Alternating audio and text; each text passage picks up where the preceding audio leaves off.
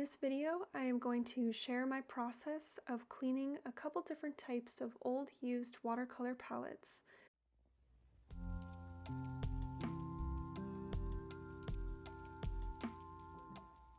So the main concern is to be able to fix any issues that you may be having with color contamination in either the wells of the palette or in the actual pan itself. So when you're mixing up top here, if you have a bunch of old dried paint, it's definitely going to affect the way that your color looks. I'm a really messy artist, so my colors tend to get all over the place. I'll be showing you how to clean a couple different styles of palettes. And one thing to note about this is that I am a mixed media artist, and out of convenience I use my wells to also mix acrylic ink into my paint, which leaves me with a really stubborn mess. So if you're just using watercolors in your own palette, you should be able to restore it back to its brand new state with this method. I'll also be showing you how to get rid of more stubborn supplies if you mix and match like I do. There's many different ways to do this, and everybody has their own methods. So here's mine. Alright, so let's move this party over to a sink. The first thing that I'm going to do is take out the center sections of my palettes, along with any color swatches or accessories such as brushes. I'm just going to begin filling my sink with warm water and Dawn dish soap, and begin to soak the outer casing of the palettes. You'll want to keep in mind that at any point you do not want to put your paint under or into water. It will waste a ton of paint, and it's really going to make more of a mess than it will be helpful. You'll see that I've begun to take my palettes and I'm just scrubbing them with an old toothbrush. These toothbrushes are wonderful because it's not too abrasive, but it can get into the nooks and crannies. I'm just using that to carefully remove any paint that's on the actual aluminum around the pans. So you're not going to want to go over top of those pans with that paintbrush. For areas that are even smaller than your toothbrush, I like to use an old brush. Something synthetic and a little bit stiff really works well. If the center part of your palette does not lift out, you can theoretically pop each of the pans out, or at least that's what the manufacturers suggest. The problem is that normally the paint is so caked around the pan that you're not able to lift it out. So, the way that we're going to be able to clean this today is just by using our toothbrush, and as carefully as you can, try to scrub any excess paint off around your pans and in the top well area of your palette. So the outer shell of our palettes have been soaking for a while now, so I'm just going to go back through with my paintbrush and give it another good scrub. Next, I'm just going to be taking a regular household sponge and just scrubbing the larger areas with the back of it. If you do use ink or something that's a little bit more permanent, maybe you have some really finicky gouache or something in the lids of your palette, I like to use a palette knife to scrape that off. Just be careful when doing so because you can scratch that white coating that's on your palette. It's not really that big of a deal, but it just makes it a little bit less pretty. Now let's move back over to the desk for some detail cleaning of our paint pans. You can see how the pans have a cast of other colors on top of them.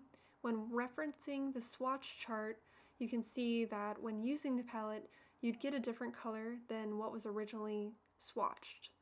So I'm going to go ahead and use that old brush that I used earlier.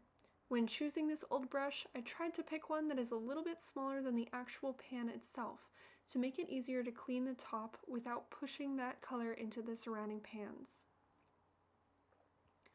You'll want to wet the brush with water and feather over the surface of the pan until you get the original color restored. Next, I'll wipe that dirty mix of the color off of my brush onto a paper towel stack that's underneath the palette. Be sure to rinse your brush often and well in between colors. Unfortunately, this process does waste a little bit of paint, but it is very beneficial in the long run when painting and mixing colors.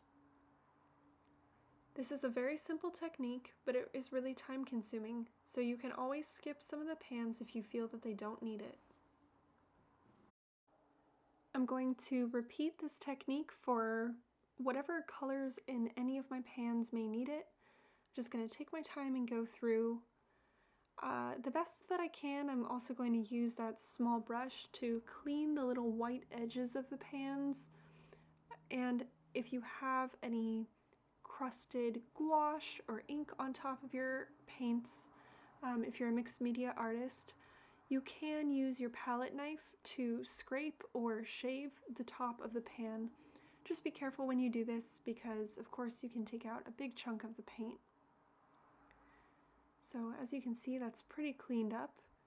We are missing quite a few colors, so after I'm done cleaning all of my palettes, I'm going to go through and refill some of my colors as well. Now that I have my paints all cleaned up, I'm just going to go ahead and reassemble my palettes by just popping that center part back in. And I'm going to begin refilling some of my colors that I'm low on. Unfortunately, I don't have all of the colors, so I can't refill them all today. But the colors that I do have, I'm just going to go through and just squirt a little bit from a tube into the pan. They also do sell pan refills for a variety of different brands for your palette, so you could probably just pick up a brand new pan as well. One more thing to keep in mind is that when the paint is wet, it might be a slightly different color than the dried pan that's in there. Also, one very important note before I say goodbye is to make sure to let your pans dry open completely before you close them. Unfortunately, watercolor palettes can grow mold, so it's important to let them thoroughly dry. And although my watercolor palettes did not turn out perfectly clean, they turned out a lot cleaner than they were, so I'm really excited to use them. Thanks so much for watching my video today. I hope that you guys enjoyed it. If you did, please feel free to give me a thumbs up. And do let me know down in the comments if I missed any tips or tricks for cleaning a watercolor palette, just so that everybody has all the information they will ever need and more on how to do this at home. I'll see you next time.